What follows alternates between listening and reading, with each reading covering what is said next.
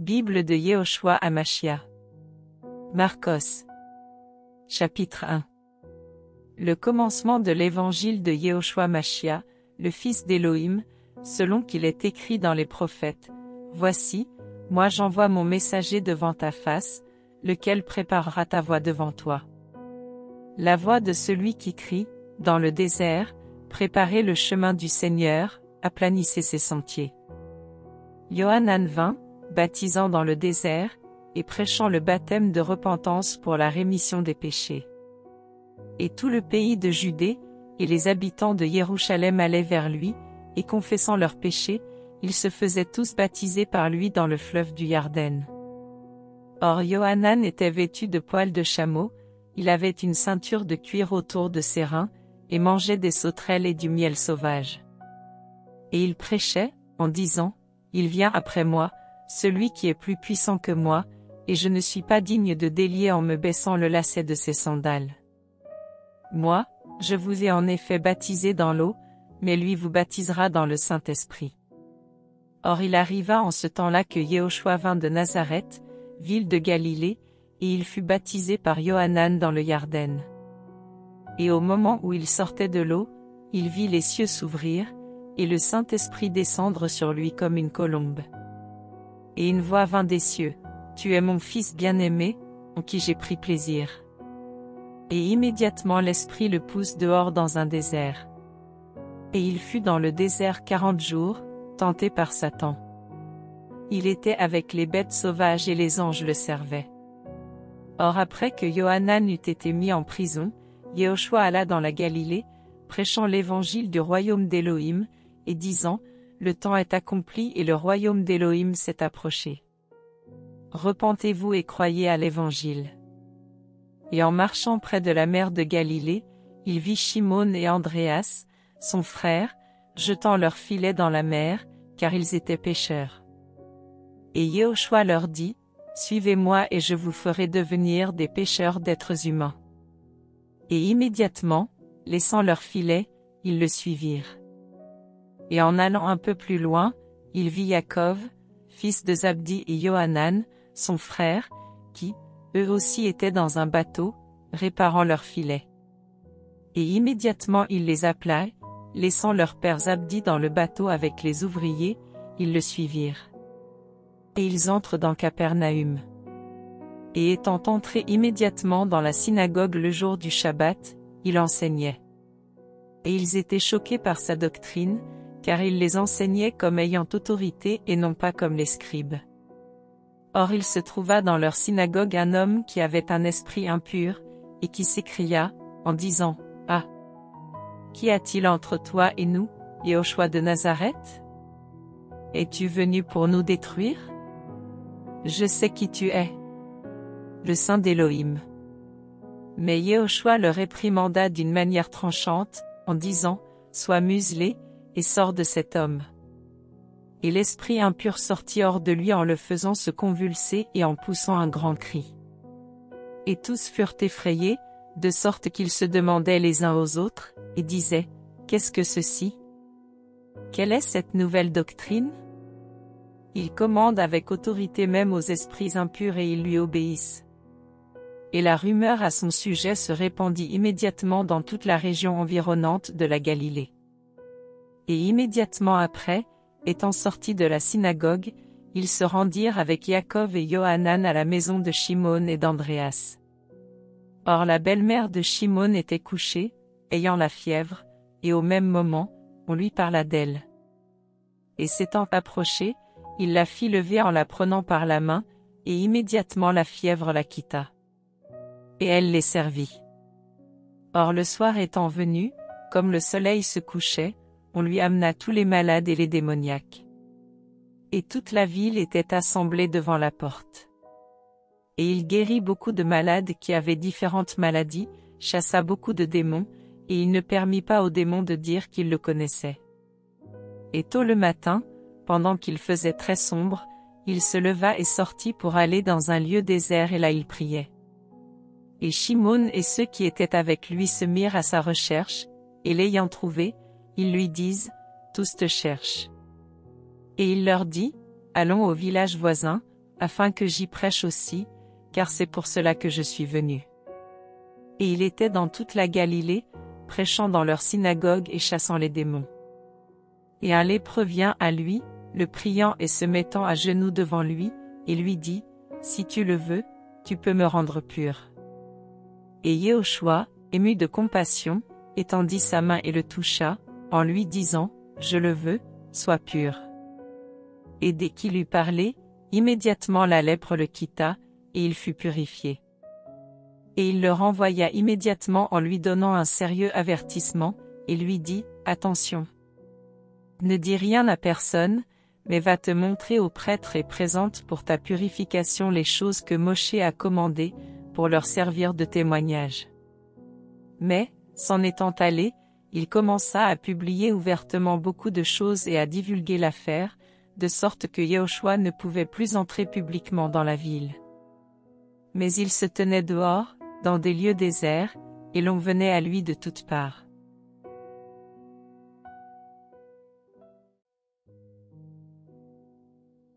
Bible de Yehoshua Hamashia. Marcos. Chapitre 2. Et quelques jours après, il entra de nouveau dans Capernaüm et l'on apprit qu'il était à la maison. Et immédiatement il se rassembla un si grand nombre de personnes, que l'espace même devant la porte ne pouvait plus les contenir. Il leur annonçait la parole. Et ils viennent, amenant vers lui un paralytique porté à 4. Mais parce qu'ils ne pouvaient s'approcher de lui à cause de la foule, ils enlevèrent le toit du lieu où il était et, l'ayant arraché, ils descendirent le lit de camp sur lequel le paralytique était étendu. Et Yehoshua, voyant leur foi, dit au paralytique, « Mon enfant, tes péchés sont remis. » Et quelques scribes qui étaient assis là, raisonnaient dans leur cœur. Pourquoi celui-ci profère-t-il ainsi des blasphèmes? Qui peut remettre les péchés, excepté un seul, Elohim? Et Yehoshua, ayant aussitôt connu par son esprit qu'ils raisonnaient ainsi en eux-mêmes, leur dit, « Pourquoi avez-vous de telles pensées dans vos cœurs? Qu'est-ce qui est plus facile? Dire au paralytique, « Tes péchés sont remis », ou lui dire, « Lève-toi, prends ton lit de camp et marche ». Mais afin que vous sachiez que le Fils d'humain a l'autorité de remettre les péchés sur la terre, il dit au paralytique, « Je te dis, lève-toi, prends ton lit de camp, et va dans ta maison. » Et il se leva aussitôt, et ayant pris son lit de camp, il sortit en présence de tous, de sorte qu'ils en furent tous étonnés, et ils glorifièrent Elohim, en disant, « Nous n'avons jamais rien vu de pareil. » Et il sortit de nouveau du côté de la mer, et toute la foule venait à lui, et il les enseignait. En passant, il vit Lévi, fils d'Alphéios, assis au bureau des péages, et il lui dit, « Suis-moi. » Et s'étant levé, il le suivit. Et il arriva qu'étant à table dans sa maison, beaucoup de publicains et des pécheurs se mirent aussi à table avec Yehoshua et avec ses disciples, car il y avait là beaucoup de gens qui l'avaient suivi. Et les scribes et les pharisiens le voyant manger avec les publicains et les pécheurs, disaient à ses disciples, « Pourquoi mange-t-il et boit-il avec les publicains et les pécheurs? » Et Yehoshua ayant entendu cela, leur dit, « Ce ne sont pas ceux qui se portent bien qui ont besoin de médecins, mais les malades. Je ne suis pas venu appeler à la repentance les justes, mais les pécheurs. » Or les disciples de Yohanan et ceux des pharisiens étaient en train de jeûner. Ils viennent et lui disent, « Pourquoi les disciples de Yohanan et ceux des pharisiens jeûnent-ils, tandis que tes disciples ne jeûnent pas? » Et Yehoshua leur répondit, « Les fils de la chambre nuptiale peuvent-ils jeûner pendant que l'époux est avec eux? Aussi longtemps qu'ils ont avec eux l'époux, ils ne peuvent jeûner. Mais les jours viendront où l'époux leur sera ôté, alors ils jeûneront en ce jour-là. Et personne ne coud un morceau de tissu neuf à un vieux vêtement, autrement le morceau neuf emporte le vieux, et la déchirure devient pire. Et personne ne met du vin nouveau dans de vieilles outres, autrement le vin nouveau rompt les outres et le vin se répand, et les outres se perdent. Mais le vin nouveau doit être mis dans des outres neuves. » Et il arriva un jour de Shabbat qu'il passa à travers les champs ensemencés. Et ses disciples en marchant se mirent à arracher des épis. Et les pharisiens lui dirent, « Regarde, pourquoi font-ils ce qui n'est pas légal les jours de Shabbat ?» Et il leur dit, « N'avez-vous jamais lu ce que fit David quand il fut dans la nécessité, et qu'il eut faim, lui et ceux qui étaient avec lui? Comment il entra dans la maison d'Élohim du temps du grand prêtre Abiatar, et mangea les pains des faces, ce qui n'est légal que pour les prêtres de manger, et en donna même à ceux qui étaient avec lui? » Et il leur dit, « Le Shabbat a été fait à cause de l'être humain, et non l'être humain à cause du Shabbat. C'est pourquoi le Fils d'humain est aussi Seigneur du Shabbat. »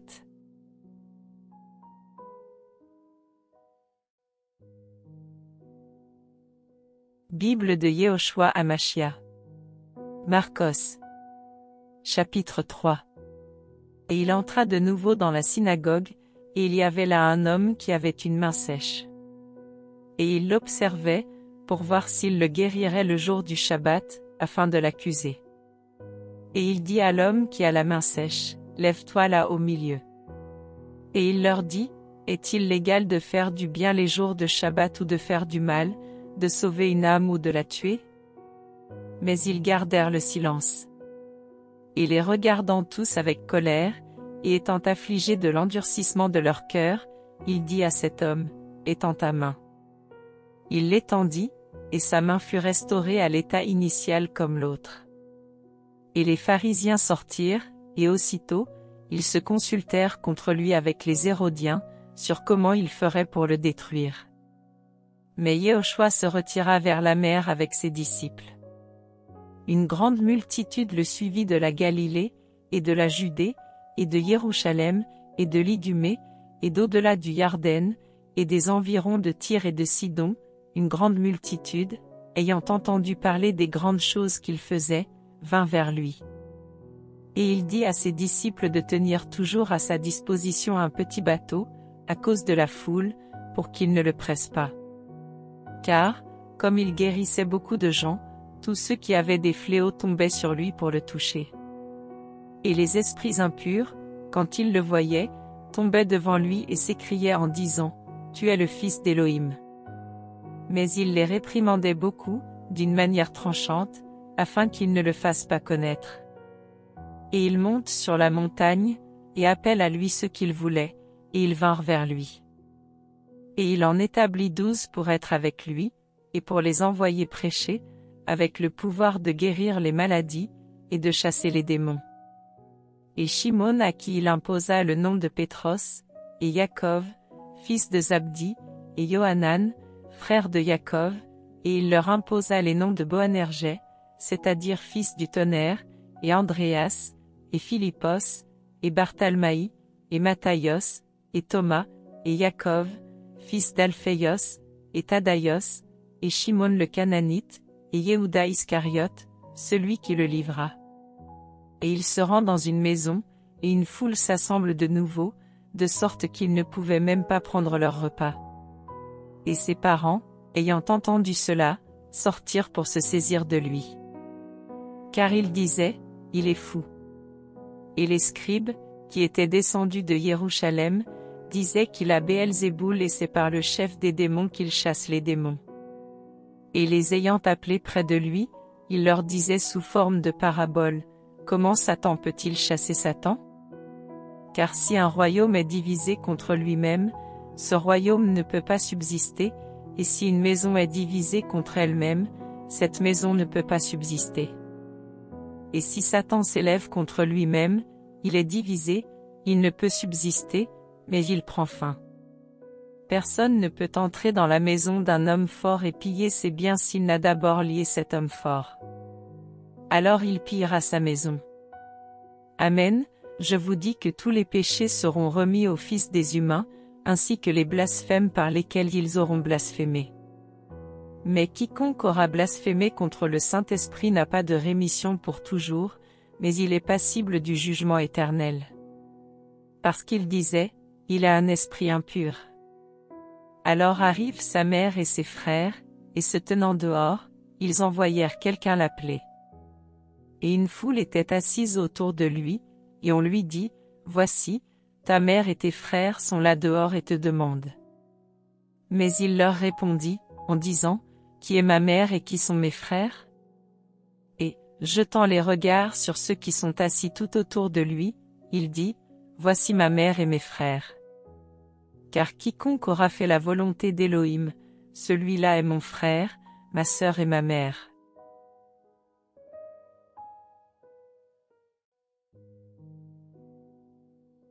Bible de Yehoshua Hamashia. Marcos. Chapitre 4. Et il commença de nouveau à enseigner au bord de la mer. Et une grande foule se rassembla auprès de lui, de sorte qu'il monta dans un bateau, sur la mer et s'y assit. Et toute la foule était à terre, près de la mer. Et il leur enseignait beaucoup de choses en paraboles, et il leur disait dans son enseignement. Écoutez. Voici que celui qui sème sortit pour semer. Et il arriva qu'en semant, la semence tomba en effet à côté du chemin, et les oiseaux du ciel vinrent et la mangèrent. Mais une autre tomba dans un endroit pierreux où elle n'avait pas beaucoup de terre, et elle leva immédiatement, parce qu'elle n'entrait pas profondément dans la terre. Mais, quand le soleil parut, elle fut brûlée par la chaleur et, parce qu'elle n'a pas de racines, elle sécha.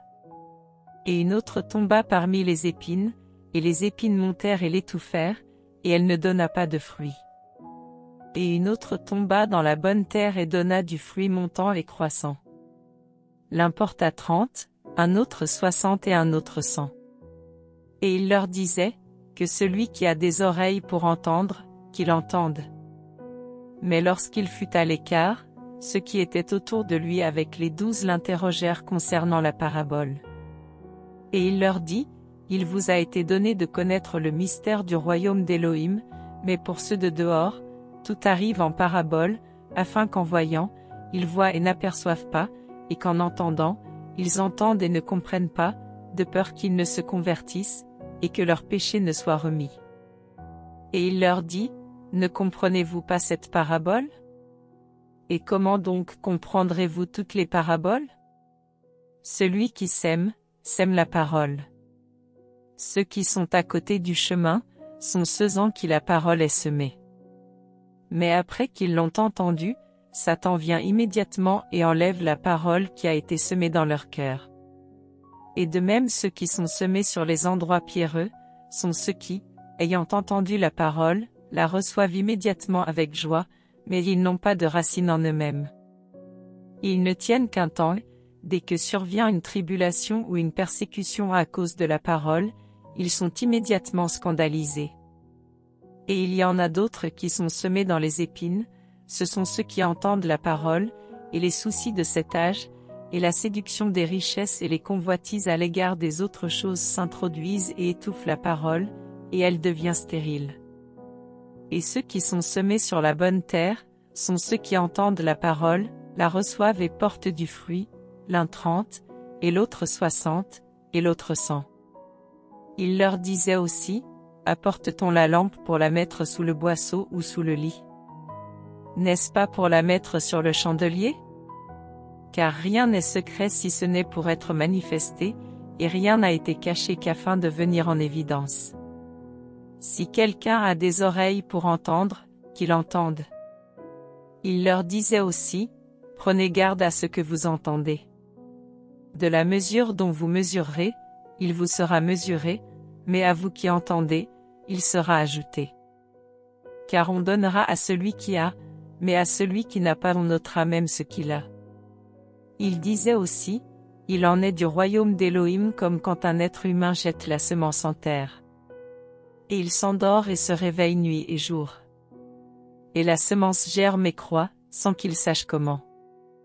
Car la terre produit d'elle-même, premièrement l'herbe, ensuite l'épi, et ensuite le grain formé dans l'épi, et, dès que le fruit est mûr, on y met immédiatement la faucille, parce que la moisson est prête. Il disait aussi, à quoi comparerons-nous le royaume d'Élohim, ou par quelle parabole le représenterons-nous? Il en est comme du grain de sénévé qui, lorsqu'on le sème dans la terre, est la plus petite de toutes les semences qui sont sur la terre. Mais après qu'il a été semé, Il monte et devient plus grand que toutes les plantes, et pousse de grandes branches, en sorte que les oiseaux du ciel peuvent faire leur nid sous son ombre. Et c'est par beaucoup de paraboles de cette sorte qu'il leur annonçait la parole, selon qu'ils pouvaient l'entendre. Et il ne leur parlait pas sans paraboles, mais, en particulier, il expliquait tout à ses disciples. Et ce jour-là, le soir venu, il leur dit, « Passons sur l'autre bord. » Et ayant renvoyé la foule, il l'emmène dans le petit bateau où il se trouvait. Et il y avait aussi d'autres petits bateaux avec lui. Et un grand tourbillon de vent survient, et les grosses vagues se jetaient dans le bateau au point de le remplir. Et lui, il était à la poupe, dormant sur l'oreiller. Et ils le réveillent et lui disent, « Docteur, ne t'inquiètes-tu pas de ce que nous périssons ?» Et s'étant réveillé, il réprimanda d'une manière tranchante le vent, et dit à la mer, « Silence! Sois muselé! » Et le vent cessa, et il eut un grand calme. Et il leur dit, « Pourquoi avez-vous si peur? Comment n'avez-vous pas de foi ?» Et ils furent saisis d'une grande crainte, et ils se dirent l'un à l'autre, « Quel est donc celui-ci, à qui obéissent le vent et la mer ?»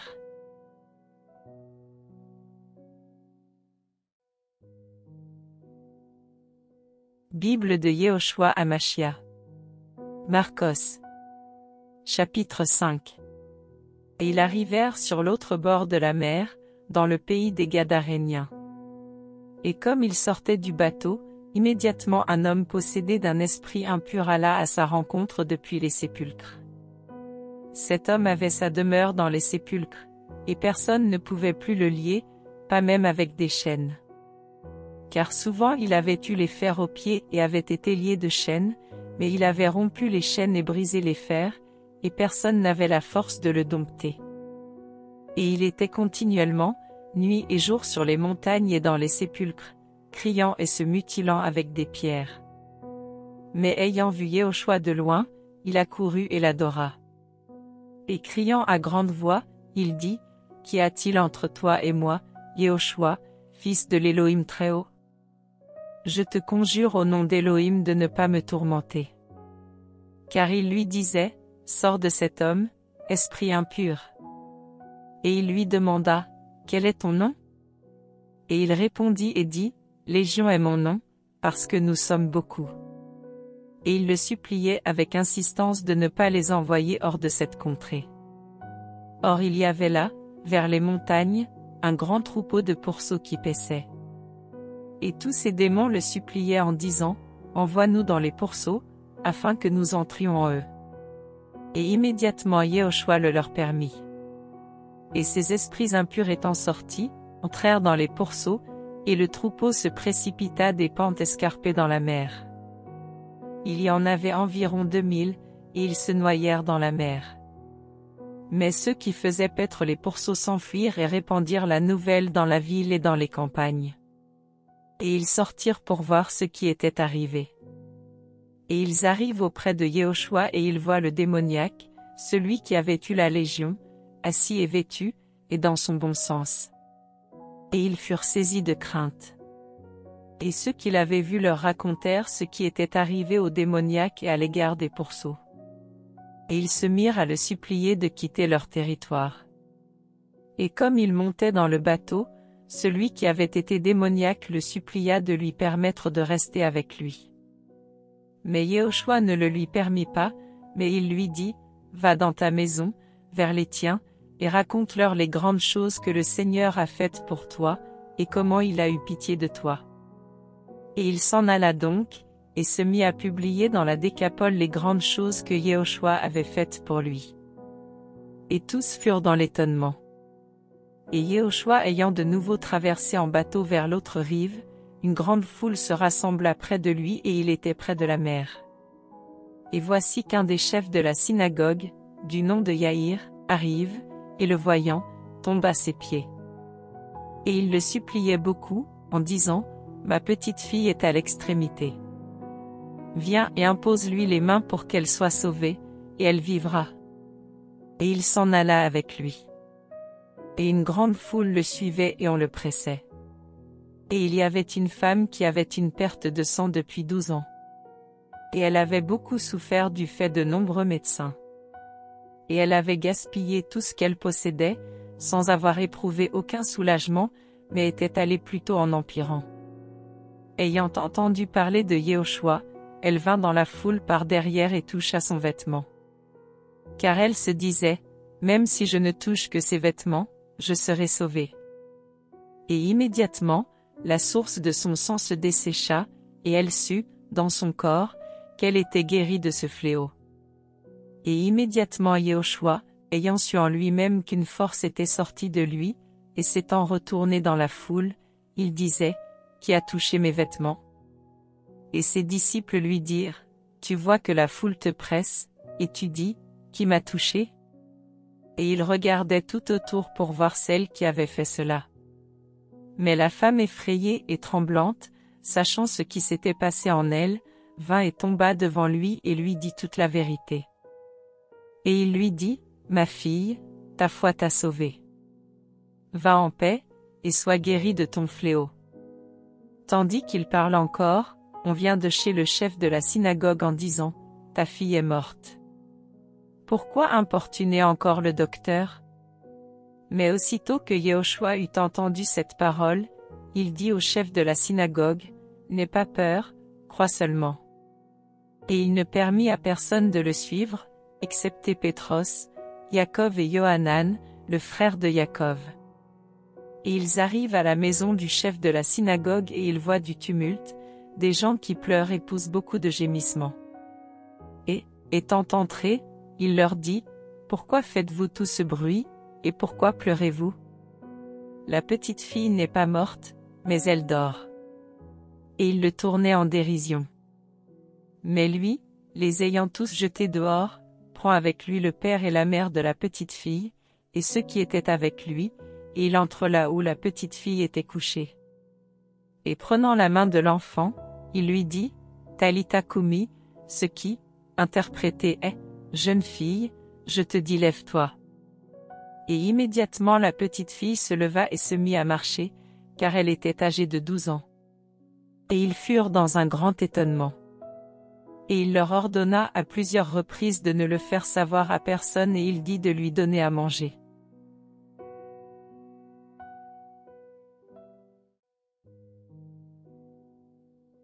Bible de Yehoshua Hamashia.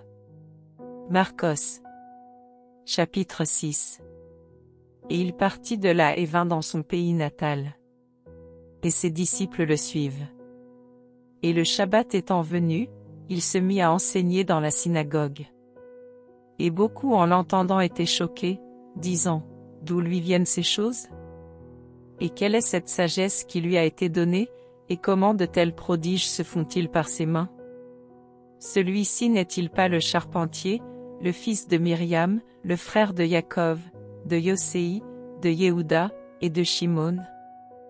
Et ses sœurs ne sont-elles pas ici parmi nous? » Et ils étaient scandalisés en lui. Mais Yehoshua leur dit, un prophète n'est déshonoré que dans son pays natal, parmi ses parents et dans sa famille. Et il ne put faire là aucun miracle, si ce n'est qu'il guérit quelques malades en leur imposant les mains. Et il s'étonnait de leur incrédulité. Il parcourait les villages d'alentour en enseignant. Et il appelle les 12, et commença à les envoyer 2 à 2, en leur donnant l'autorité sur les esprits impurs. Et il leur ordonna de ne rien prendre pour le chemin, excepté un bâton, ni sac, ni pain, ni monnaie dans leur ceinture, mais d'être chaussés de sandales et de ne pas mettre de tunique. Et il leur disait, si, quelque part, vous entrez dans une maison, demeurez-y jusqu'à ce que vous sortiez de là. Et tous ceux qui ne vous recevront pas et ne vous écouteront pas, en partant de là, secouez la poussière qui sera sous vos pieds en témoignage contre eux. Je vous le dis en vérité que le sort de Sodome et de Gomorrhe sera plus supportable au jour du jugement, que celui de cette ville-là. Et ils partirent et prêchèrent pour que les gens se repentent. Et ils chassèrent beaucoup de démons et oignirent d'huile beaucoup de malades et les guérirent. Et le roi Hérode en entendit parler, car son nom était devenu célèbre. Et il disait, Yohanan, celui qui baptisait, est ressuscité des morts, c'est pourquoi la puissance de faire des miracles agit puissamment en lui. Les autres disaient, c'est Élia. Et les autres disaient, c'est un prophète, ou comme l'un des prophètes. Mais Hérode en apprenant cela, disait, ce Johanan que moi j'ai fait décapiter, c'est lui qui est ressuscité des morts. En effet, Hérode lui-même ayant envoyé saisir Johanan, l'avait lié et mis en prison, à cause d'Hérodias, femme de Philippos, son frère, parce qu'il l'avait épousée. Car Johanan disait à Hérode, il n'est pas légal pour toi d'avoir la femme de ton frère. Or Hérodia gardait de la rancune contre lui et voulait le tuer, mais elle ne le pouvait pas, car Hérode craignait Johanan, sachant que c'était un homme juste et saint et il le préservait. Et il faisait beaucoup de choses après l'avoir entendu et l'écoutait avec plaisir. Et un jour opportun arriva lorsqu'Hérode, pour la fête d'anniversaire de sa naissance, fit un souper pour les grands seigneurs de sa cour, les tribuns et les principaux de la Galilée. Et la fille de cette même Hérodias entra dans la salle, elle dansa et plut à Hérode et à ceux qui étaient à table avec lui. Le roi dit à la jeune fille, « Demande-moi ce que tu voudras et je te le donnerai. » Et il ajouta avec serment, « Quoi que ce soit que tu me demandes, je te le donnerai, jusqu'à la moitié de mon royaume. » Mais étant sortie, elle dit à sa mère, « Que demanderai-je » Et sa mère lui dit, la tête de Johanan le Baptiste. Et étant revenue en toute hâte vers le roi, elle lui fit sa demande, en disant, je veux que tu me donnes à l'instant sur un plat, la tête de Johanan le Baptiste. Et le roi devint très triste, mais à cause de son serment et des convives, il ne voulut pas refuser. Il envoya sur le champ un spéculateur et lui ordonna qu'on apportât la tête de Johanan. Et celui-ci s'en alla le décapiter dans la prison, et apporta sa tête dans un plat, et la donna à la jeune fille. Et la jeune fille la donna à sa mère. Et les disciples de Johanan ayant appris cela, vinrent et emportèrent son cadavre, et le mirent dans un sépulcre. Et les apôtres se rassemblent auprès de Yehoshua, et lui racontèrent tout, et les choses qu'ils avaient faites et celles qu'ils avaient enseignées. Et il leur dit, venez à l'écart dans un lieu désert, et reposez-vous un peu, car il y avait beaucoup d'allants et de venants, et ils n'avaient même pas l'occasion de manger. Et ils s'en allèrent donc dans un bateau, à l'écart, dans un lieu désert. Et le peuple vit qu'ils s'en allaient, et beaucoup l'ayant reconnu, s'y précipitèrent à pied de toutes les villes, et y arrivèrent avant eux, et se rassemblèrent auprès de lui. Et Yehoshua, étant sorti, vit une grande foule, et fut ému de compassion pour elle, parce qu'ils étaient comme des brebis qui n'ont pas de berger, et il se mit à leur enseigner beaucoup de choses. Et comme l'heure était déjà avancée, ses disciples s'approchant lui disent, « Ce lieu est désert, et l'heure déjà avancée, renvoie-les, afin qu'ils s'en aillent dans les campagnes et dans les villages des environs pour s'acheter des pains, car ils n'ont rien à manger. » Mais répondant, il leur dit, « Donnez-leur vous-même à manger. » Et ils lui disent, « Irions-nous acheter des pains pour 200 deniers, afin de leur donner à manger ?» Et il leur dit, « Combien avez-vous de pain? Allez et voyez. » Et quand ils le surent, ils disent, 5, et 2 poissons. Et il leur ordonna de les faire tous asseoir, groupe d'invités par groupe d'invités, sur l'herbe verte. Et ils s'assirent par rangées de 100 et de 50. Et prenant les 5 pains et les 2 poissons, et levant les yeux vers le ciel, il prononça la prière de bénédiction. Et il rompit les pains et les donna à ses disciples afin qu'ils les mettent devant eux. Il partagea aussi les 2 poissons entre tous. Et tous mangèrent et furent rassasiés. Et l'on emporta 12 paniers pleins de morceaux de pain et de ce qui restait des poissons. Et ceux qui avaient mangé les pains étaient environ 5000 hommes. Et immédiatement après, il força ses disciples à monter sur le bateau, et à le devancer sur l'autre bord, vers Bethsaïda, pendant que lui-même renverrait la foule. Et l'ayant renvoyé, il s'en alla sur la montagne pour prier. Et le soir étant venu, le bateau était au milieu de la mer, mais lui était seul à terre. Et il vit qu'ils se tourmentaient à ramer, car le vent leur était contraire.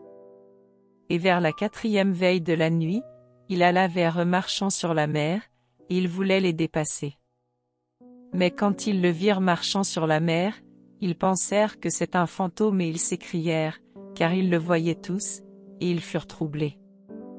Mais immédiatement il parla avec eux, et leur dit, « Ayez confiance, c'est moi, n'ayez pas peur. » Et il monta vers eux dans le bateau, et le vent cessa. Et ils furent en eux-mêmes excessivement étonnés et remplis d'admiration. Car ils n'avaient pas compris au sujet des pains, parce que leur cœur était endurci. Et après la traversée, ils arrivèrent dans la contrée de Génézareth, où ils abordèrent. Et lorsqu'ils furent sortis du bateau, on le reconnut immédiatement, et on courut dans toute la région environnante, et on se mit à apporter de tous côtés les malades sur des lits de camp, partout où l'on apprenait qu'il était. Et partout où il entrait, dans les villages, dans les villes ou dans les campagnes, on mettait les malades sur les places du marché et on le suppliait afin de toucher seulement le bord de son vêtement. Et tous ceux qui le touchaient étaient sauvés.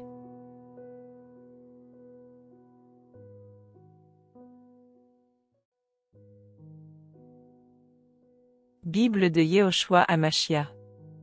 Marcos. Chapitre 7. Et les pharisiens et quelques scribes qui étaient venus de Jérusalem se rassemblent auprès de lui. Et ayant vu que certains de ses disciples prennent leur repas avec des mains impures, c'est-à-dire non lavées, et ils les blâmèrent. Car les pharisiens et tous les juifs ne mangent pas s'ils ne se sont pas lavés jusqu'au coude, retenant la tradition des anciens. Et au retour de la place du marché, s'ils ne se sont pas baptisés, ils ne mangent pas. Il y a aussi beaucoup d'autres choses qu'ils ont reçues pour les retenir, les lavages des coupes, et des cruches, et des vases en bronze et des lits. Alors les pharisiens et les scribes lui demandèrent, « Pourquoi tes disciples ne marchent-ils pas selon la tradition des anciens, mais prennent-ils leur pain avec des mains non lavées ?» Mais lui, répondant, leur dit, « Yeshaya a bien prophétisé sur vous, hypocrites, comme il est écrit, « Ce peuple m'honore des lèvres, mais leur cœur est éloigné de moi. Mais c'est en vain qu'ils m'adorent, en enseignant des doctrines qui sont des commandements humains.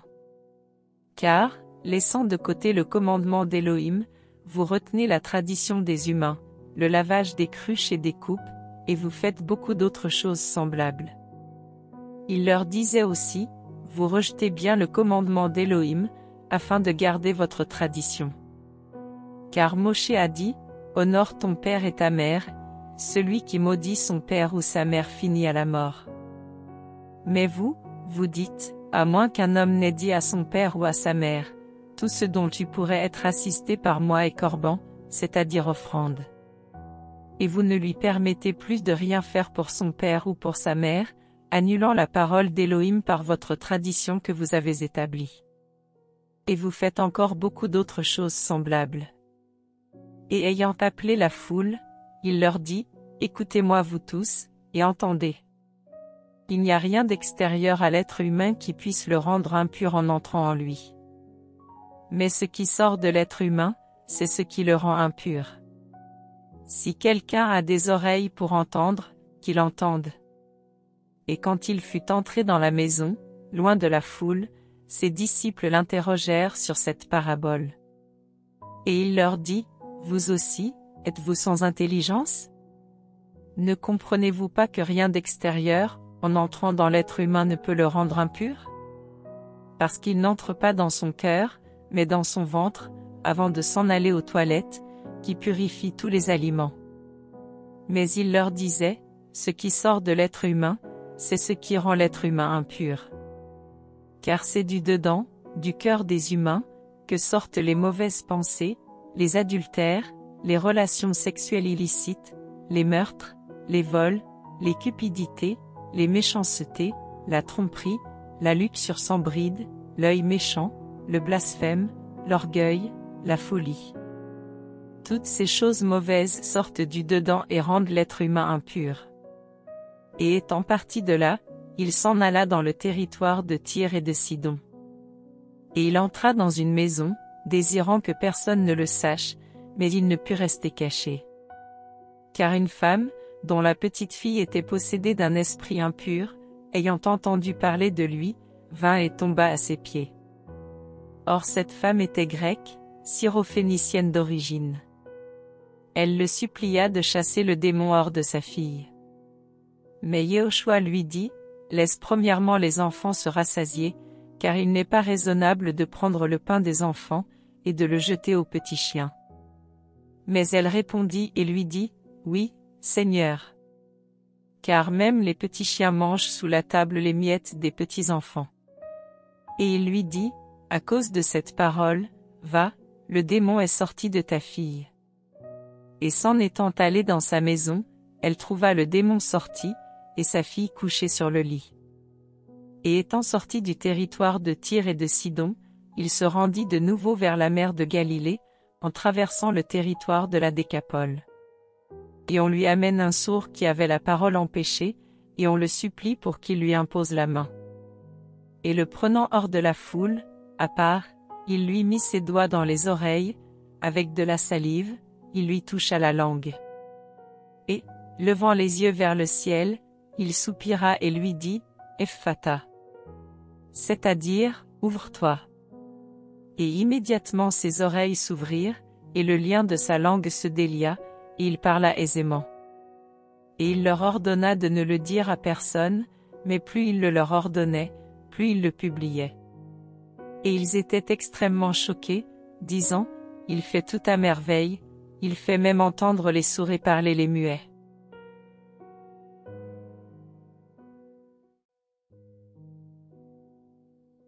Bible de Yehoshua Hamashia. Marcos. Chapitre 8. En ces jours-là, une foule très nombreuse s'étant de nouveau réunie et n'ayant pas de quoi manger, Yehoshua appelant à lui ses disciples, leur dit: Je suis ému de compassion envers cette foule, car il y a déjà 3 jours qu'ils restent auprès de moi, et ils n'ont rien à manger. Et si je les renvoie dans leur maison à jeun, ils se perdront en chemin, car quelques-uns d'eux sont venus de loin. Et ses disciples lui répondirent: Comment pourra-t-on les rassasier de pain, ici, dans une région inhabitée? Et il leur demanda: Combien avez-vous de pain? Et ils dirent: 7.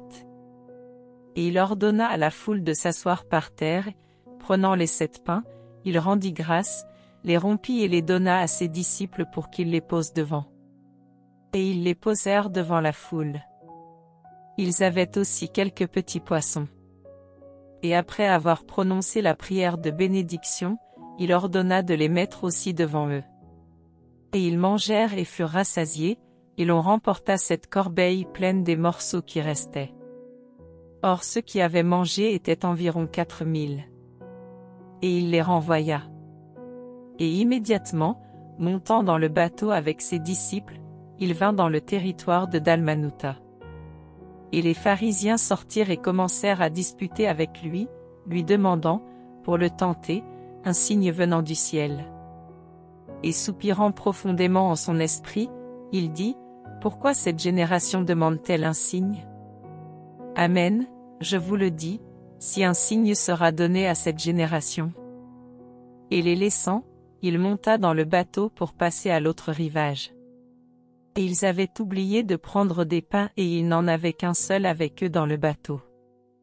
Et il leur donna cet ordre en disant: Voyez, gardez-vous du levain des pharisiens et du levain d'Hérode.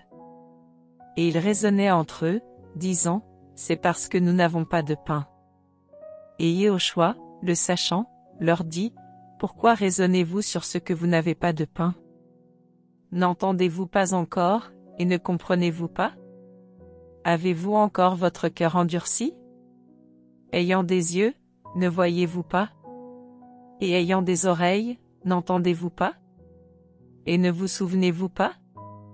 Quand j'ai rompu les 5 pains pour les 5000, combien de paniers pleins de morceaux avez-vous emporté? Ils lui dirent: 12. Et quand j'ai rompu les 7 pains pour les 4000, combien de corbeilles pleines de morceaux avez-vous emporté? Et ils dirent: 7. Et il leur dit: Comment ne comprenez-vous pas? Et il vient à Bethsaïda. Et on lui amène un aveugle, et on le supplie pour qu'il le touche. Et prenant la main de l'aveugle, il le conduisit hors du village. Et après lui avoir mis de la salive sur les yeux et lui avoir imposé les mains, il lui demanda s'il voyait quelque chose. Ayant regardé, il dit, « Je vois les gens comme des arbres et ils marchent. » Alors il lui imposa de nouveau les mains sur les yeux et le fit regarder. Et il fut restauré à l'état initial et les voyait tous de loin et clairement. Et il le renvoya dans sa maison, en disant, « N'entre pas dans le village et ne le dis à personne dans le village. » Et Yehoshua s'en alla avec ses disciples dans les villages de Césarée de Philippos, et sur le chemin, il interrogea ses disciples en leur disant, « Qui dit-on que je suis ?»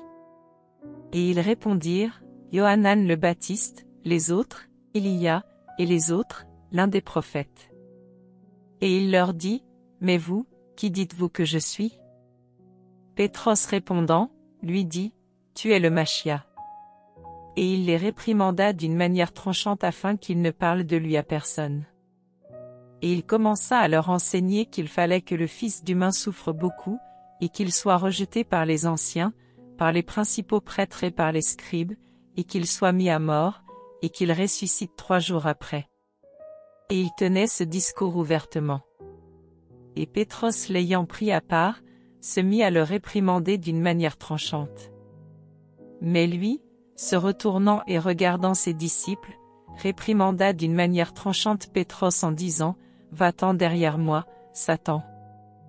Car tu ne penses pas aux choses d'Élohim, mais à celles des humains. » Et ayant appelé la foule et ses disciples, il leur dit, « Si quelqu'un veut venir après moi, qu'il renonce à lui-même, qu'il se charge de sa croix et qu'il me suive.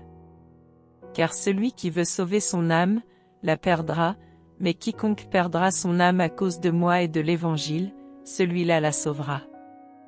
Car que servira-t-il à un être humain de gagner tout le monde, s'il perdait son âme? Ou, que donnera l'être humain en échange de son âme? Car celui qui aura eu honte de moi et de mes paroles dans cette génération adultère et pécheresse, le Fils d'humain aura aussi honte de lui, quand il viendra environné de la gloire de son Père avec les saints anges.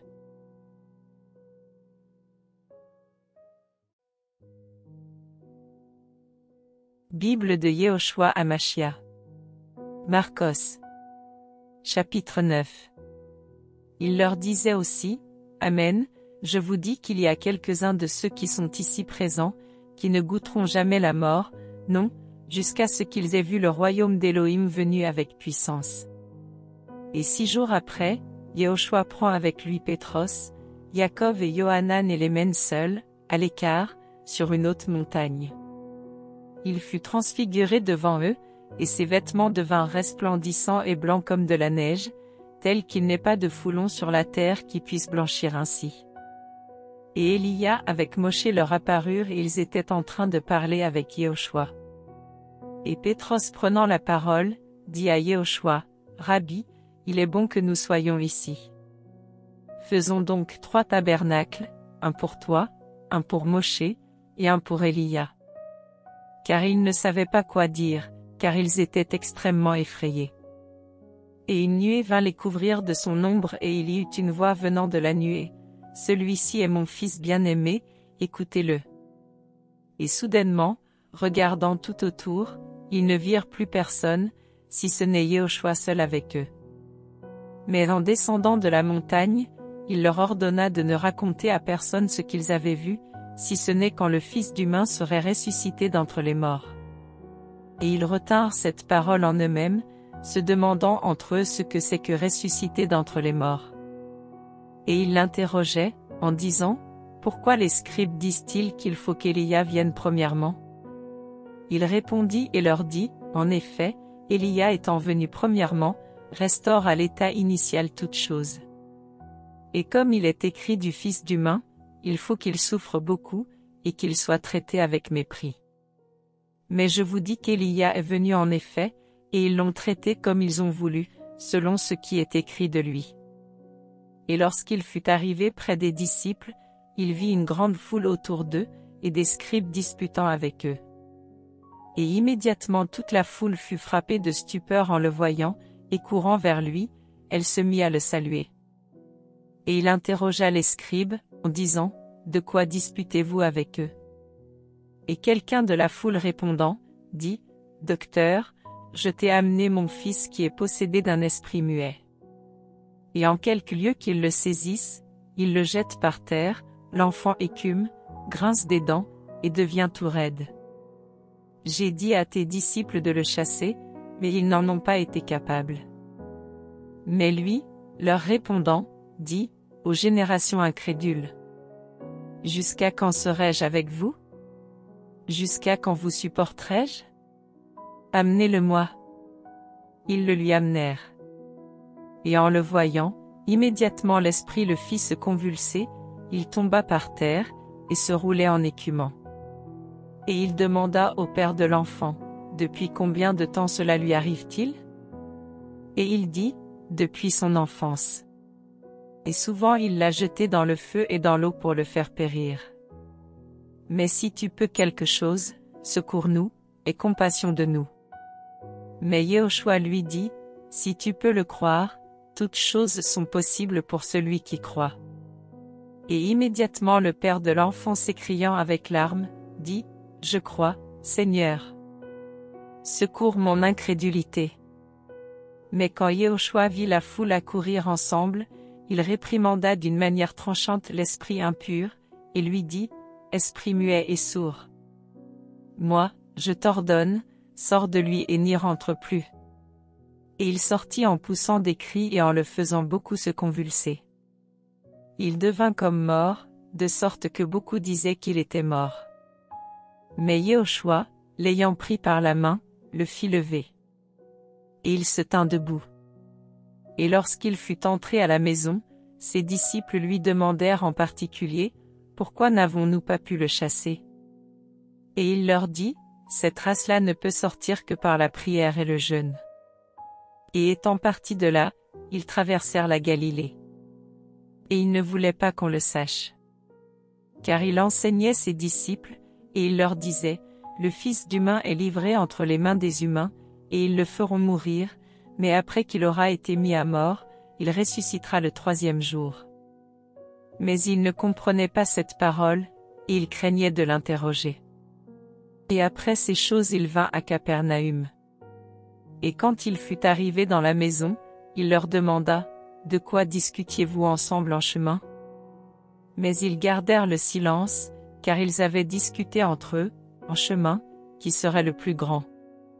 Et s'étant assis, il appela à lui les 12, et leur dit, « Si quelqu'un veut être le premier parmi vous, il sera le dernier de tous, et le serviteur de tous. » Et ayant pris un enfant, il le mit au milieu d'eux, et après l'avoir pris entre ses bras, il leur dit, « Quiconque recevra en mon nom un de ces enfants, me reçoit, et quiconque me recevra, ce n'est pas moi qui le reçois, mais celui qui m'a envoyé. » Mais Yohanan lui répondit en disant, « Docteur, nous avons vu quelqu'un qui chasse les démons en ton nom, qui ne nous suit pas, et nous l'en avons empêché, parce qu'il ne nous suit pas. » Mais Yehoshua leur dit, « Ne l'en empêchez pas, parce qu'il n'est personne qui, faisant un miracle en mon nom, puisse rapidement après parler mal de moi.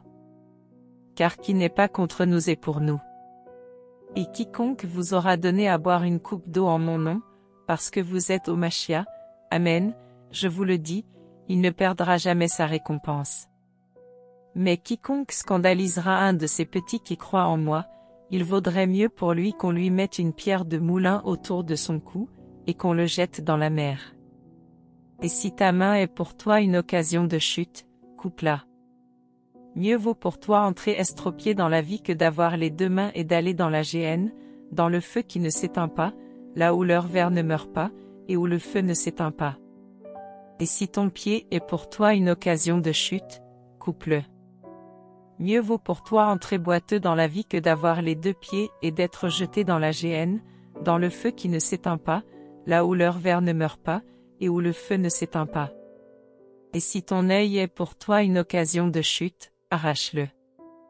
Mieux vaut pour toi entrer dans le royaume d'Élohim n'ayant qu'un œil, que d'avoir les 2 yeux, et d'être jetés dans la géhenne du feu, là où leur ver ne meurt pas, et où le feu ne s'éteint pas. Car chacun sera salé de feu et tout sacrifice sera salé de sel. Le sel est une bonne chose, mais si le sel devient sans saveur, avec quoi lui rendra-t-on sa saveur? Ayez du sel en vous-même et soyez en paix les uns avec les autres.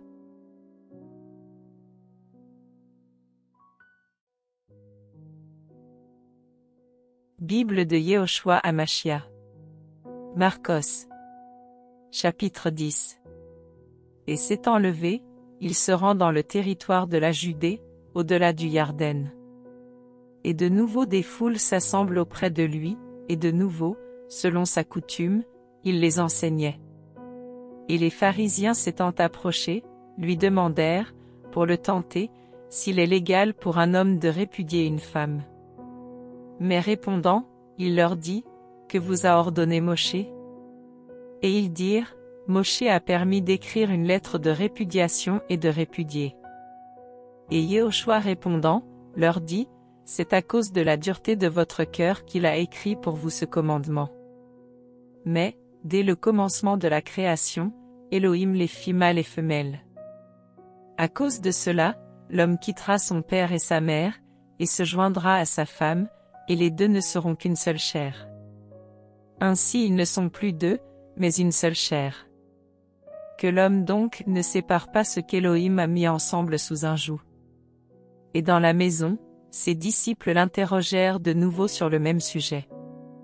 Et il leur dit, celui qui aura répudié sa femme, et en aura épousé une autre commet un adultère contre elle. Et si une femme répudie son mari et en épouse un autre, elle commet l'adultère. Et on lui apporta des enfants afin qu'il les touche. Mais les disciples réprimandèrent d'une manière tranchante ceux qui les apportent. Mais Yehoshua, voyant cela, fut indigné et leur dit, laissez venir à moi les enfants et ne les en empêchez pas, car le royaume d'Elohim appartient à ceux qui leur ressemblent. Amen, je vous le dis, quiconque ne recevra pas comme un enfant le royaume d'Elohim, il n'y entrera jamais. Et les ayant pris dans ses bras, il les bénit en posant les mains sur eux. Et en sortant sur la route, un homme accourut et se mit à genoux devant lui, et lui fit cette demande, bon docteur, que dois-je faire pour hériter la vie éternelle? Et Yehoshua lui dit, pourquoi m'appelles-tu bon? Nul n'est bon, excepté un seul, Elohim. Tu connais les commandements, ne commets pas d'adultère, n'assassine pas, ne vole pas, ne dis pas de faux témoignages, ne fais aucun tort à personne, honore ton père et ta mère. Et répondant, il lui dit, docteur, j'ai gardé toutes ces choses dès ma jeunesse. Mais Yehoshua, l'ayant regardé, l'aima, et lui dit, il te manque une chose, va et vends tout ce que tu as, et donne-le aux pauvres, et tu auras un trésor dans le ciel. Et viens et suis-moi en te chargeant de la croix. Mais, affligé de cette parole, il s'en alla tout triste parce qu'il avait de nombreuses propriétés. Et Yehoshua, ayant regardé autour de lui, dit à ses disciples, qu'il est difficile à ceux qui ont des richesses d'entrer dans le royaume d'Elohim. Et les disciples furent effrayés par ces paroles. Mais Yehoshua reprenant la parole leur dit, enfants, qu'il est difficile à ceux qui se confient dans les richesses d'entrer dans le royaume d'Elohim. Il est plus facile à un chameau de passer par le trou d'une aiguille, qu'à un riche d'entrer dans le royaume d'Elohim. Mais ils furent encore plus choqués, et ils se dirent les uns les autres, et qui peut être sauvé? Mais Yehoshua les ayant regardés, leur dit, pour les humains cela est impossible, mais non pas pour Elohim, car tout est possible pour Elohim. Et Pétros se mit à lui dire, voici, nous avons tout quitté et nous t'avons suivi. Et répondant, Yehoshua dit, Amen, je vous le dis, il n'est personne qui, ayant quitté à cause de moi et de l'Évangile, maison, ou frère, ou sœur, ou père, ou mère, ou femme, ou enfant, ou terre, ne reçoive maintenant, en ce temps-ci, au centuple, des maisons, des frères, des sœurs, des mères, des enfants, et des terres, avec des persécutions, et, dans l'âge à venir, la vie éternelle. Mais beaucoup des premiers seront les derniers et beaucoup des derniers seront les premiers. Or ils étaient en chemin, montant à Jérusalem, et Yehoshua allait devant eux. Et ils étaient effrayés, en le suivant, ils avaient peur. Et ayant de nouveau pris à l'écart les 12, il commença à leur déclarer ce qui devait lui arriver. Voici que nous montons à Jérusalem et le Fils d'humain sera livré aux principaux prêtres et aux scribes. Ils le condamneront à mort et le livreront aux nations et ils se moqueront de lui, et ils le châtieront avec un fouet, et ils cracheront sur lui et le feront mourir, et il ressuscitera le 3e jour. Et Yaakov et Yohanan, les fils de Zabdi, s'approchent de lui et lui disent, « Docteur, nous voulons que tu fasses pour nous ce que nous te demanderons. » Et il leur dit, « Que voulez-vous que je fasse pour vous ?» Et ils lui dirent, « Accorde-nous que nous soyons assis l'un à ta droite et l'autre à ta gauche, dans ta gloire. » Mais Yehoshua leur dit, « Vous ne savez pas ce que vous demandez. Pouvez-vous boire la coupe que moi je bois, ou être baptisé du baptême dont moi je serai baptisé ?» Et ils lui dirent, « Nous le pouvons. » Et Yehoshua leur dit, « En effet, vous boirez la coupe que moi je bois et vous serez baptisés du baptême dont moi je serai baptisé. Mais d'être assis à ma droite et à ma gauche, il ne m'appartient de le donner qu'à ceux pour qui cela a été préparé. » Et les 10 autres, ayant entendu cela, commencèrent à s'indigner contre Yaakov et Yohanan. Mais Yehoshua les appela et leur dit, « Vous savez que ceux qui pensent être les chefs des nations dominent sur elles en maîtres et que les grands exercent leur autorité sur elles. Il n'en sera pas de même parmi vous. Mais quiconque veut devenir grand parmi vous, qu'il soit votre serviteur, et quiconque veut devenir le premier parmi vous, qu'il soit l'esclave de tous. Car le Fils d'humain est venu, non pour être servi, mais pour servir et donner sa vie en rançon pour beaucoup. » Et ils arrivent à Jéricho. Et lorsqu'il sort de Jéricho avec ses disciples et une grande foule, le fils de Timaïos, Bartimaïos l'aveugle, était assis au bord du chemin, demandant l'aumône. Et ayant entendu que c'était Yehoshua le Nazaréen, il se mit à crier et à dire, « Yehoshua, fils de David, aie pitié de moi. » Et beaucoup le réprimandaient d'une manière tranchante pour le faire taire, mais il criait beaucoup plus fort, « Fils de David, aie pitié de moi. » Et Yehoshua s'étant arrêté dit, « Appelez-le. » Ils appelèrent donc l'aveugle en lui disant, « Prends courage. Lève-toi, il t'appelle. » Et jetant son manteau, il se leva et vint vers Yehoshua. Et Yehoshua, répondant, lui dit, « Que veux-tu que je fasse pour toi ?» Et l'aveugle lui dit, « Rabboni, que je recouvre la vue. » Et Yehoshua lui dit, « Va, ta foi t'a sauvé. » Et immédiatement il recouvra la vue, et suivit Yehoshua dans le chemin.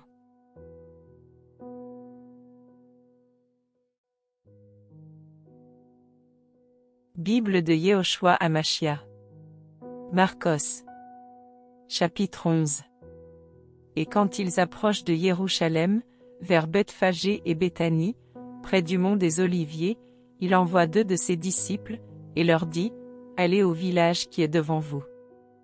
Dès que vous y serez entrés, vous trouverez un ânon attaché, sur lequel aucun être humain ne s'est encore assis. Détachez-le, et amenez-le. Et si quelqu'un vous dit, « Pourquoi faites-vous cela ?» Dites que le Seigneur en a besoin, et immédiatement, il le laissera venir ici. » Et ils partirent et trouvèrent l'ânon qui était attaché dehors, près d'une porte, au contour du chemin, et ils le détachèrent. Et quelques-uns de ceux qui étaient là leur dirent, « Que faites-vous? Vous détachez cet ânon ?» Mais ils leur répondirent comme Yehoshua l'avait ordonné, et on les laissa faire. Et ils amenèrent donc l'ânon à Yehoshua, sur lequel ils jetèrent leurs vêtements, il s'assit dessus. Or beaucoup étendaient leurs vêtements sur le chemin et d'autres coupaient des branches d'arbres, et en couvraient le chemin. Et ceux qui allaient devant, et ceux qui suivaient, criaient, en disant, Hosanna. Béni soit celui qui vient au nom du Seigneur. Béni soit le royaume de David, notre Père, qui vient au nom du Seigneur. Hosanna dans les lieux très hauts. Et Yehoshua entra ainsi à Jérusalem, dans le temple. Et après avoir regardé de tous côtés, comme il était déjà tard, il sortit pour aller à Béthanie avec les 12. Et le lendemain, après qu'ils furent sortis de Béthanie, Yehoshua eut faim.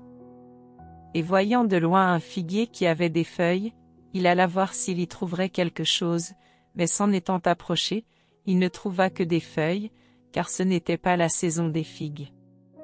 Yehoshua répondit et lui dit, que personne ne mange de ton fruit, à jamais. Et les disciples l'entendirent. Et ils arrivent donc à Jérusalem, et Yehoshua entra dans le temple. Il commença par chasser dehors ceux qui vendaient et achetaient dans le temple, et il renversa les tables des changeurs et les sièges de ceux qui vendaient des colombes. Et il ne laissait personne porter aucun objet à travers le temple.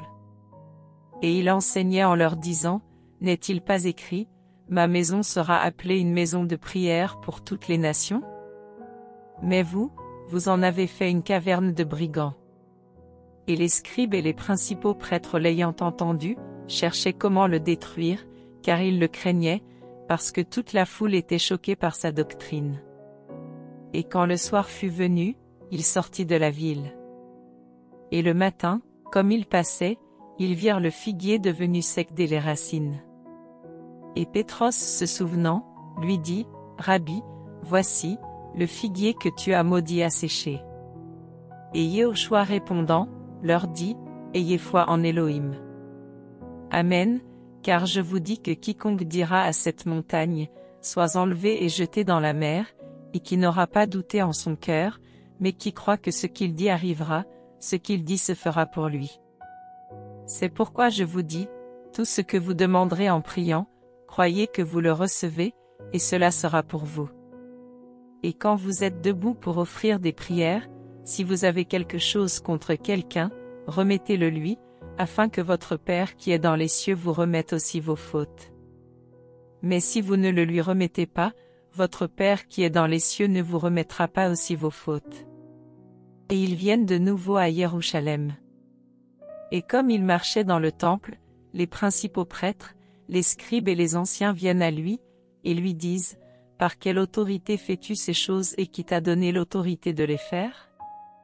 Mais Yehoshua répondant, leur dit, « Je vous interrogerai, moi aussi sur une parole, et répondez-moi. Et je vous dirai par quelle autorité je fais ces choses. Le baptême de Yohanan venait-il du ciel ou des humains? Répondez-moi. » Et ils raisonnaient entre eux, en disant, « Si nous disons, du ciel, il nous dira, pourquoi donc ne l'avez-vous pas cru? Et si nous disons, des humains, nous avons à craindre le peuple, car tous considéraient que Yohanan était vraiment un prophète. » Et répondant à Yehoshua, ils disent, « Nous ne savons pas. » Et Yehoshua répondant leur dit, « Moi non plus je ne vous dis pas par quelle autorité je fais ces choses. »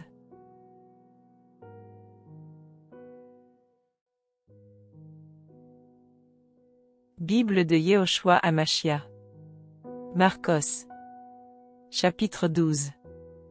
Et il se mit à leur parler en parabole, un homme planta une vigne, et mit autour une clôture, et y creusa une fosse pour un pressoir et bâtit une tour. Et il la laissa en location à des vignerons et partit pour un pays lointain. Et au temps favorable et opportun, il envoya un esclave vers les vignerons pour recevoir des vignerons le fruit de la vigne. Mais s'étant saisis de lui, ils le battirent et le renvoyèrent à vide. Et il envoya de nouveau un autre esclave vers eux. Ils lui jetèrent des pierres, le frappèrent à la tête et le renvoyèrent après l'avoir déshonoré. Et il en envoya de nouveau un autre qu'ils tuèrent en effet, et beaucoup d'autres, et ils battirent les uns, et tuèrent les autres. Ayant donc encore un fils unique, son bien-aimé, il l'envoya, lui aussi, vers eux, le dernier, en se disant, « Ils respecteront en effet mon fils. » Mais ces vignerons se dirent entre eux, « Puisque celui-ci est l'héritier, venez, tuons-le, et l'héritage sera à nous. » Et l'ayant saisi, ils le tuèrent et le jetèrent hors de la vigne. Que fera donc le maître de la vigne?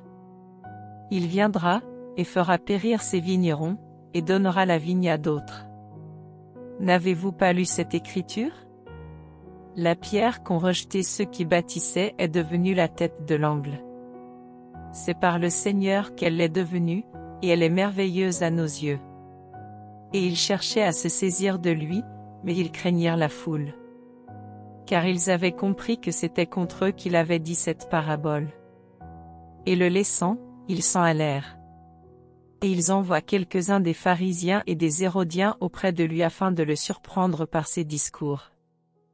Et ils viennent lui dire, « Docteur, nous savons que tu es véritable et que tu ne te soucies de personne, car tu n'as pas d'égard à l'apparence des gens, mais tu enseignes la voie d'Élohim selon la vérité.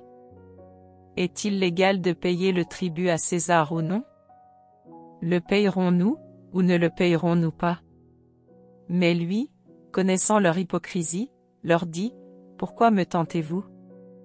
Apportez-moi un denier afin que je le voie. » Et ils lui en apportèrent. Et il leur dit, « De qui porte-t-il l'image et l'inscription? » « De César, lui répondirent-ils. Et Yehoshua répondant, leur dit, « Rendez à César ce qui est à César, et à Élohim ce qui est à Élohim. » Et ils furent remplis d'admiration pour lui. Et les Sadducéens, qui disent qu'il n'y a pas de résurrection, viennent vers lui. Et ils l'interrogeaient en disant, « Docteur, voici ce que Moshe nous a prescrit, si le frère de quelqu'un meurt et laisse sa femme sans avoir d'enfant, son frère épousera sa veuve et suscitera une postérité à son frère. Il y avait 7 frères dont le premier prit une femme et mourut sans laisser d'enfant. Et le second la prit et mourut, et il ne laissa pas non plus de postérité. Et il en fut de même du troisième, et les 7 la prirent et ne laissèrent pas de postérité. Après eux tous, la femme mourut aussi.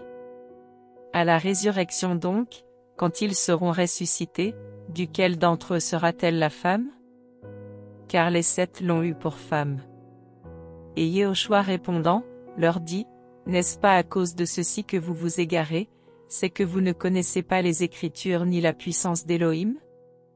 Car, lorsqu'il ressuscite d'entre les morts, ils ne se marient ni ne donnent en mariage, mais ils sont comme les anges qui sont dans les cieux. Et quant aux morts, et à ce qu'ils ressuscitent, n'avez-vous pas lu dans le livre de Moshe, comment Élohim lui parla dans le buisson, en disant, « Moi, je suis l'Élohim d'Abraham, et l'Élohim de Yitzhak, et l'Élohim de Yaakov ?» Or il n'est pas l'Élohim des morts, mais l'Élohim des vivants. Vous donc, vous vous égarez grandement. Mais un des scribes qui les avait entendus discuter, voyant qu'il leur avait bien répondu, s'approcha de lui, et lui demanda, « Quel est le premier de tous les commandements ?» Mais Yehoshua lui répondit, « Le premier de tous les commandements est, Écoute Israël, le Seigneur, notre Élohim, le Seigneur est un. Et tu aimeras le Seigneur ton Élohim de tout ton cœur, de toute ton âme, de toute ta pensée, et de toute ta force. » C'est là le premier commandement. Et le second lui est semblable, tu aimeras ton prochain comme toi-même. Il n'y a pas d'autre commandement plus grand que ceci. Et le scribe lui dit, Docteur, tu as bien dit selon la vérité qu'Élohim est un et qu'il n'y en a pas d'autre que lui, et que l'aimer de tout son cœur, de toute son intelligence, de toute son âme, et de toute sa force, et d'aimer son prochain comme soi-même, c'est plus que tous les holocaustes et les sacrifices. Et Yehoshua voyant qu'il avait répondu prudemment, lui dit, Tu n'es pas loin du royaume d'Élohim. Et personne n'osait plus l'interroger. Et Yehoshua, enseignant dans le temple, répondit et dit, Comment les scribes disent-ils que le Machia est le fils de David? Car David lui-même a dit par le Saint-Esprit, Le Seigneur a dit à mon Seigneur, Assieds-toi à ma droite, jusqu'à ce que j'aie mis tes ennemis pour le marchepied de tes pieds. David lui-même donc l'appelle Seigneur, comment est-il son fils? Et une grande foule l'écoutait avec plaisir. Et il leur disait dans son enseignement, Gardez-vous des scribes qui prennent plaisir à se promener en robe longue et qui aiment les salutations sur les places du marché, et les premiers sièges dans les synagogues, et les premières places dans les soupers, qui dévorent entièrement les maisons des veuves, même sous le prétexte de faire de longues prières. Ils seront jugés plus sévèrement. Et Yehoshua, s'étant assis vis-à-vis du trésor, regardait comment la foule y mettait de la monnaie. Beaucoup de riches y mettaient beaucoup. Et une pauvre veuve vint, elle y mit 2 petites pièces, faisant le quart d'un sou. Et ayant appelé à lui ses disciples, il leur dit, « Amen, je vous le dis, cette pauvre veuve a plus mis dans le trésor que tous ceux qui y ont mis. Car tous ont jeté de leur abondance, mais elle, de sa pauvreté, elle a jeté tout ce qu'elle avait, tout son bien. »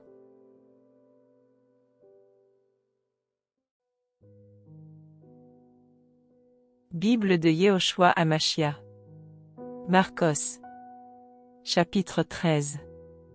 Alors qu'il sort du temple, un de ses disciples lui dit, « Docteur, regarde quelle pierre et quelle construction. » Et Yehoshua répondant, lui dit, « Vois-tu ces grandes constructions?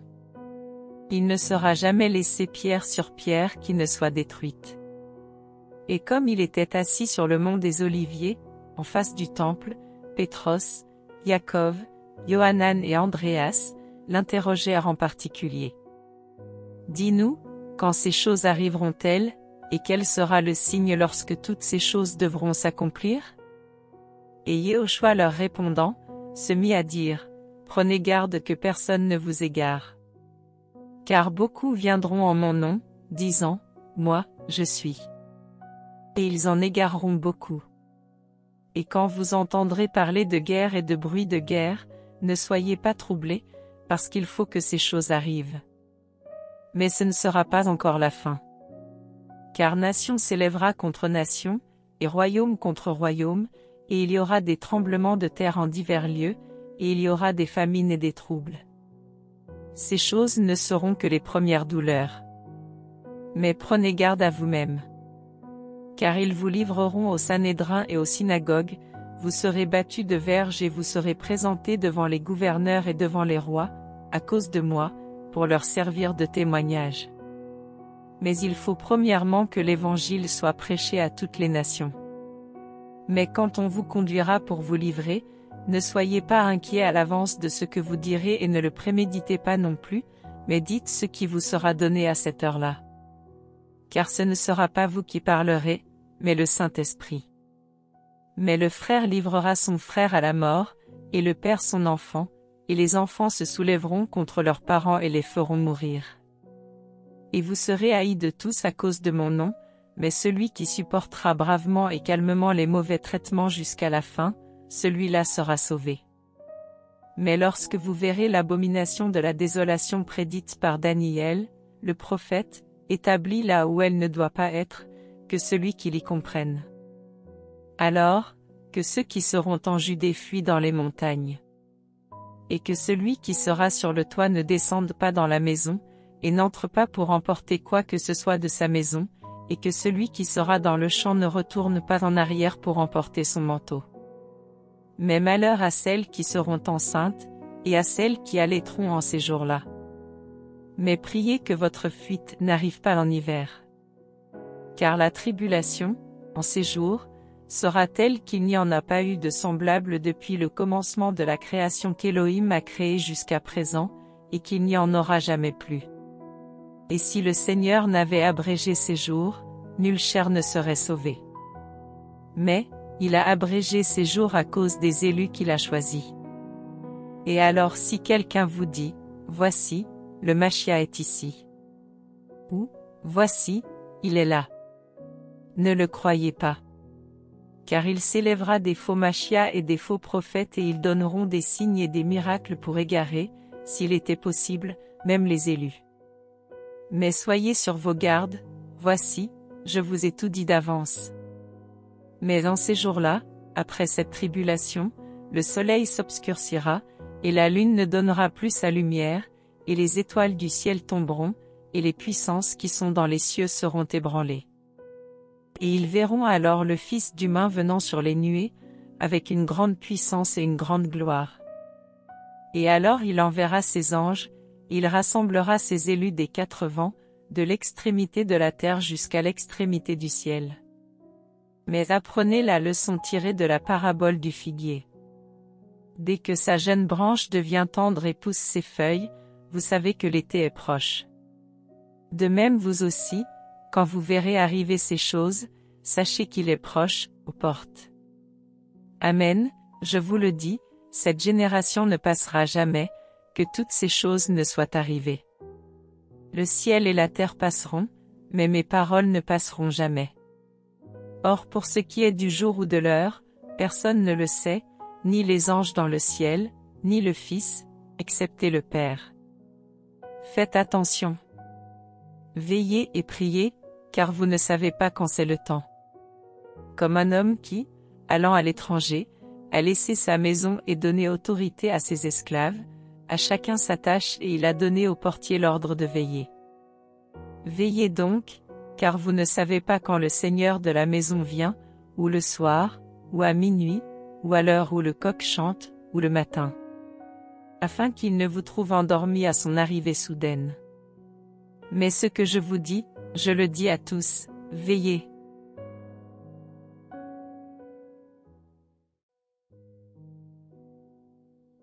Bible de Yehoshua Hamashia. Marcos. Chapitre 14. Or, 2 jours après, c'était la Pâque et les pains sans levain. Et les principaux prêtres et les scribes cherchaient comment se saisir de lui avec habileté et le tuer. Mais ils se disaient, non pas pendant la fête, sinon il y aura un tumulte du peuple. Et étant à Béthanie, dans la maison de Shimon le lépreux, à table, une femme vint à lui avec un vase d'albâtre, rempli d'un baume de nard, pur et très coûteux. Et ayant brisé le vase, elle le répandit sur sa tête. Mais certains de ceux qui étaient là furent indignés et se dirent entre eux, pourquoi cette perte du baume a-t-elle été faite? Car on aurait pu le vendre plus de 300 deniers, et les donner aux pauvres. Et ils la menaçaient. Mais Yehoshua dit, laissez-la. Pourquoi lui faites-vous de la peine? Elle a fait une bonne œuvre envers moi. Car vous avez toujours les pauvres avec vous et vous pouvez leur faire du bien quand vous voulez, mais vous ne m'avez pas toujours. Elle a fait ce qu'elle a pu, elle a d'avance embaumé mon corps pour la sépulture. Amen, je vous le dis, partout où cet évangile sera prêché, dans le monde entier, on racontera aussi en mémoire d'elle ce qu'elle a fait. Et Yehuda Iscariote, l'un des 12, alla vers les principaux prêtres pour le livrer. Et l'ayant entendu, ils furent dans la joie, et promirent de lui donner de l'argent. Et Yehuda cherchait une occasion favorable pour le livrer.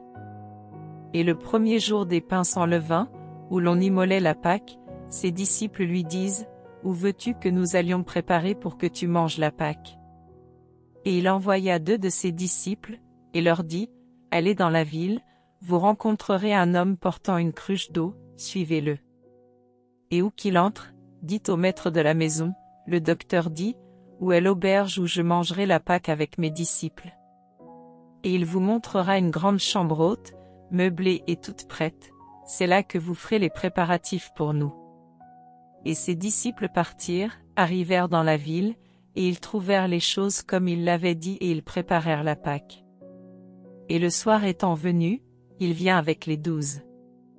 Et comme ils étaient à table et qu'ils mangeaient, Yehoshua dit, Amen, je vous le dis, l'un de vous, qui mange avec moi, me livrera.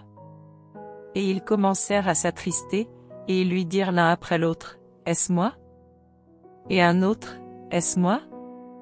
Mais répondant, il leur dit, c'est l'un des 12 qui trempe avec moi dans le plat. En effet, le Fils d'humain s'en va, selon qu'il est écrit de lui, mais malheur à l'humain par qui le Fils d'humain est livré. Mieux vaudrait pour cet humain qu'il ne soit pas né.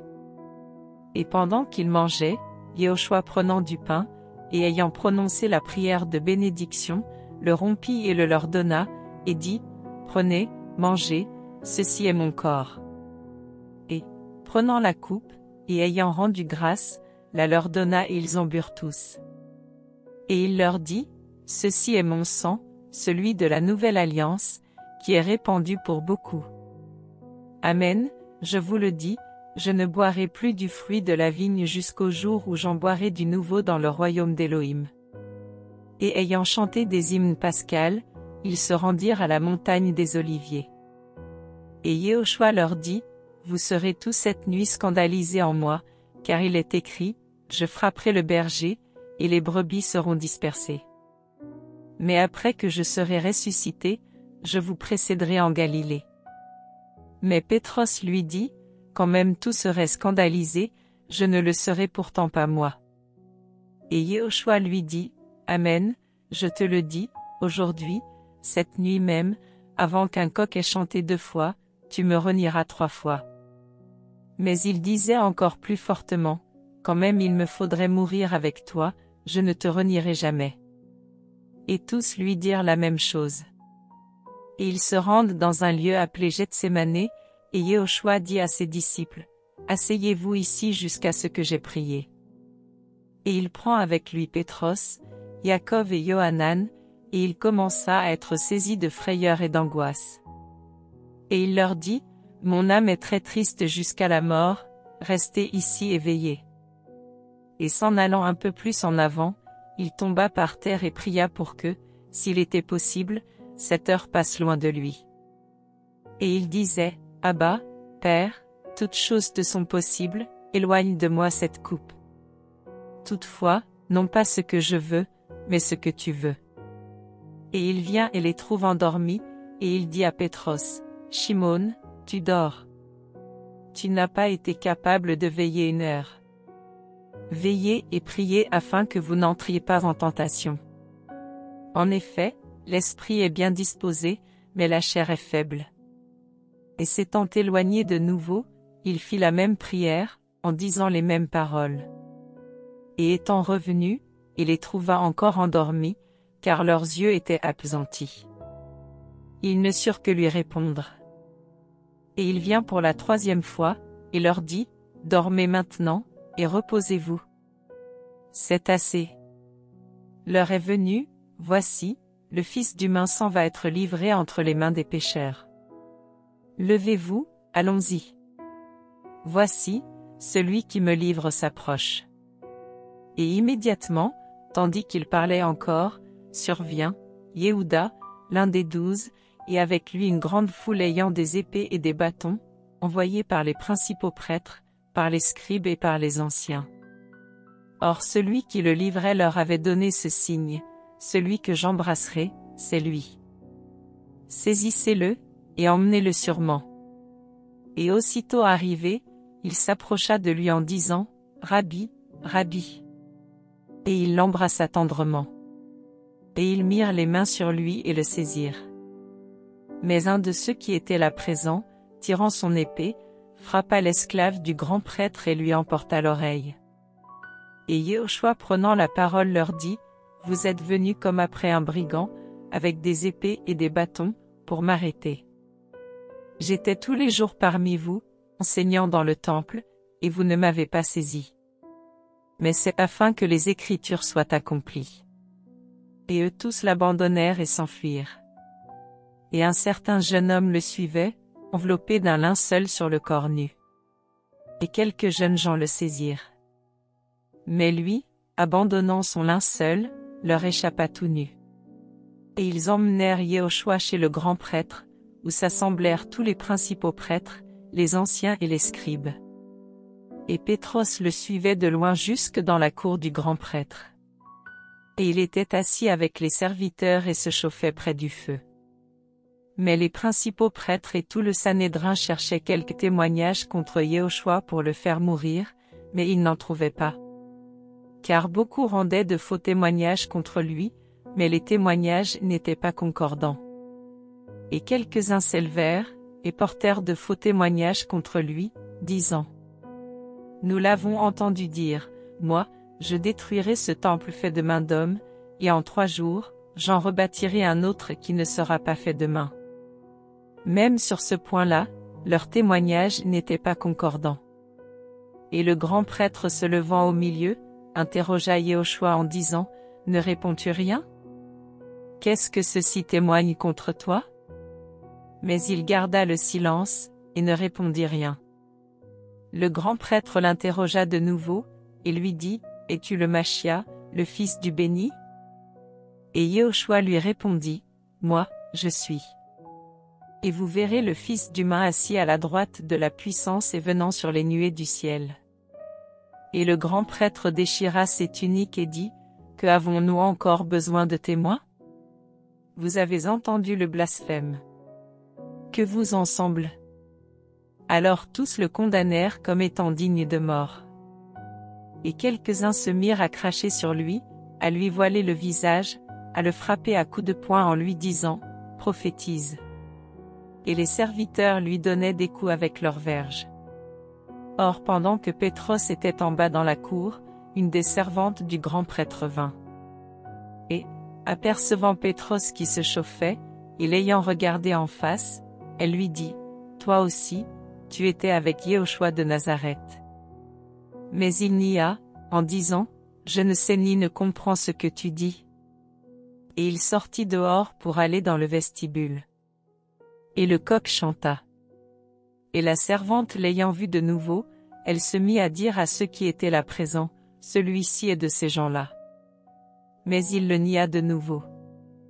Peu après, ceux qui étaient là présents dirent de nouveau à Pétros, « Certainement tu es de ces gens-là, car tu es galiléen, et ton langage ressemble au leur. » Mais il se mit à se maudire, et à jurer, en disant, « Je ne connais pas cet homme-là dont vous parlez. » Et le coq chanta pour la seconde fois. Et Pétros se souvint de cette parole que Yehoshua lui avait dite, « Avant que le coq chante 2 fois, tu me renieras 3 fois. » Et en y réfléchissant, il pleurait.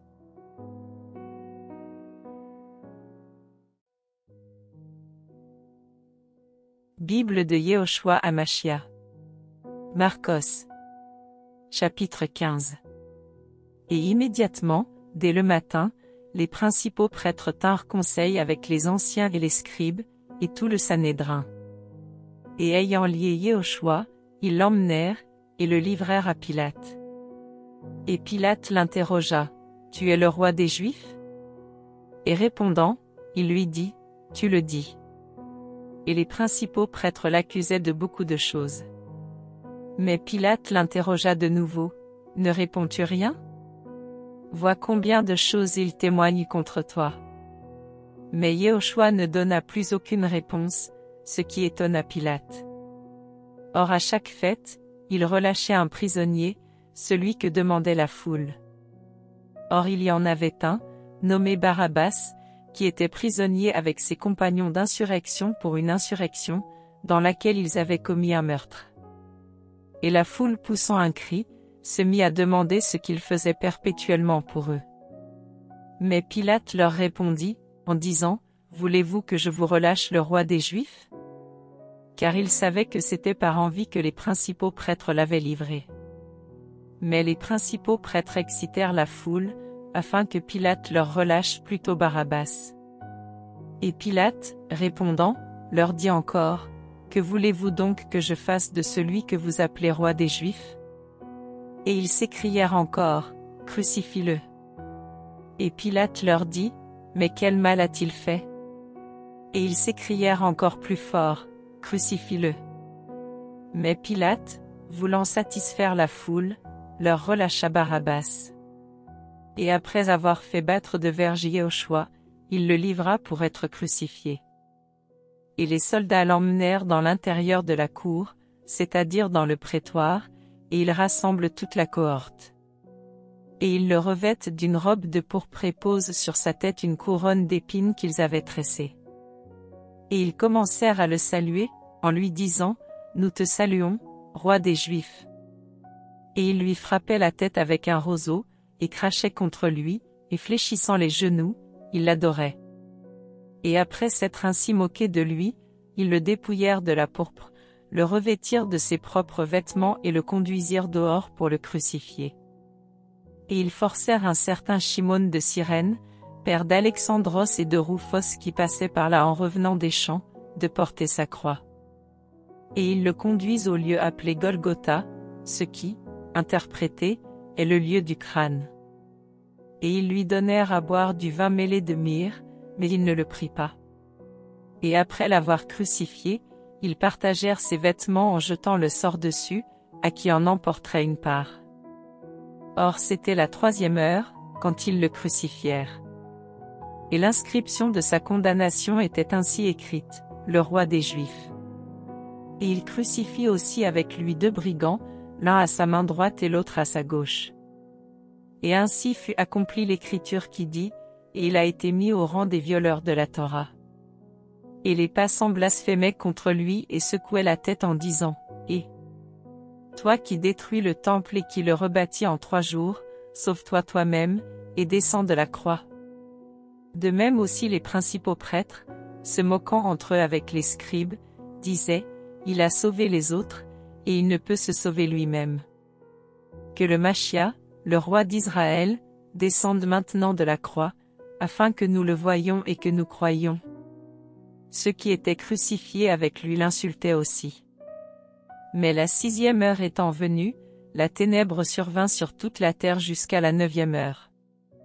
Et à la 9e heure, Yehoshua cria d'une grande voix en disant, Eloi, Eloi, lama sabachthani? Ce qui, interprété, est mon aile. Mon aile. Pourquoi m'as-tu abandonné? Et quelques-uns de ceux qui étaient présents, l'ayant entendu, disaient, voici, il appelle Élia. Et l'un d'eux courut remplir une éponge de vinaigre, et l'ayant fixé au bout d'un roseau, il lui donna à boire, en disant, laissez, voyons si Élia viendra le descendre de la croix. Mais Yehoshua, ayant poussé un grand cri, expira. Et le voile du temple se déchira en 2, depuis le haut jusqu'en bas. Et le centenier, qui était en face de lui, voyant qu'il avait expiré en criant ainsi, dit, cet homme était vraiment le fils d'Élohim. Or il y avait aussi des femmes regardant de loin.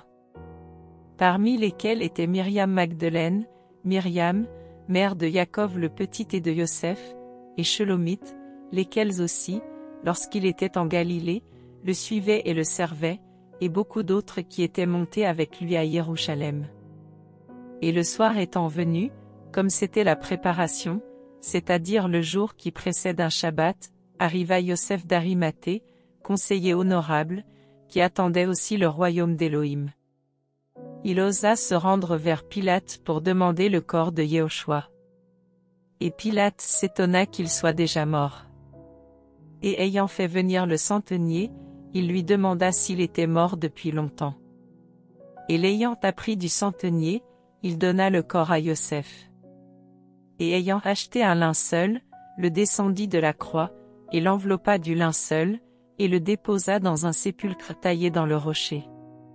Et il roula une pierre sur l'entrée du sépulcre. Et Myriam Magdeleine, et Myriam, mère de Yosef, regardaient où on le mettait.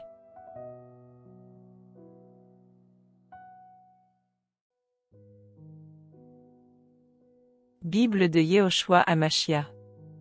Marcos. Chapitre 16. Et le Shabbat étant passé, Myriam Magdeleine, Myriam, mère de Jacob et Shelomith achetèrent des aromates pour venir l'oindre. Et très tôt le matin d'un des Shabbats, elles viennent au sépulcre, comme le soleil venait de se lever. Et elles se disaient entre elles, qui nous roulera la pierre de l'entrée du sépulcre? Et levant les yeux, elles voient que la pierre, qui était très grande, avait été roulée. Et elles entrèrent dans le sépulcre, elles virent un jeune homme assis à droite, vêtu d'une robe blanche, et elles furent terrifiées. Mais il leur dit, ne soyez pas terrifiés. Vous cherchez Yehoshua de Nazareth qui a été crucifié. Il est ressuscité, il n'est pas ici.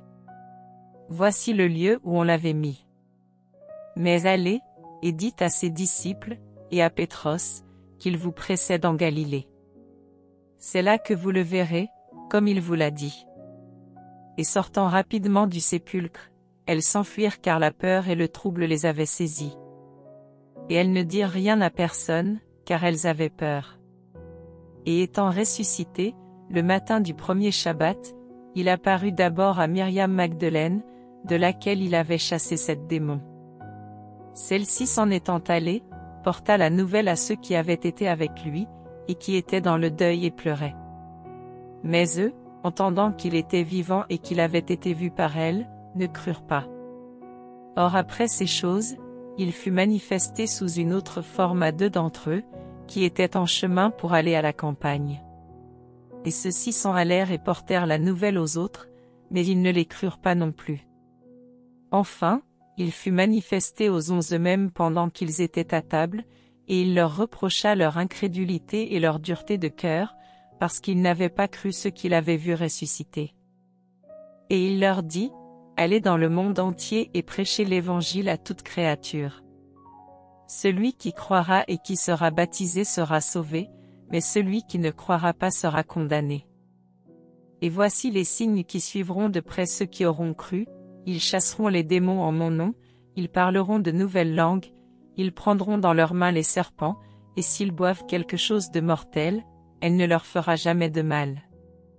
Ils imposeront les mains aux malades et ils seront guéris. » Après leur avoir parlé, le Seigneur fut enlevé au ciel et s'assit en effet à la droite d'Élohim. Et eux, étant partis, prêchèrent partout. Le Seigneur travaillant avec eux et confirmant la parole par les signes qui l'accompagnaient.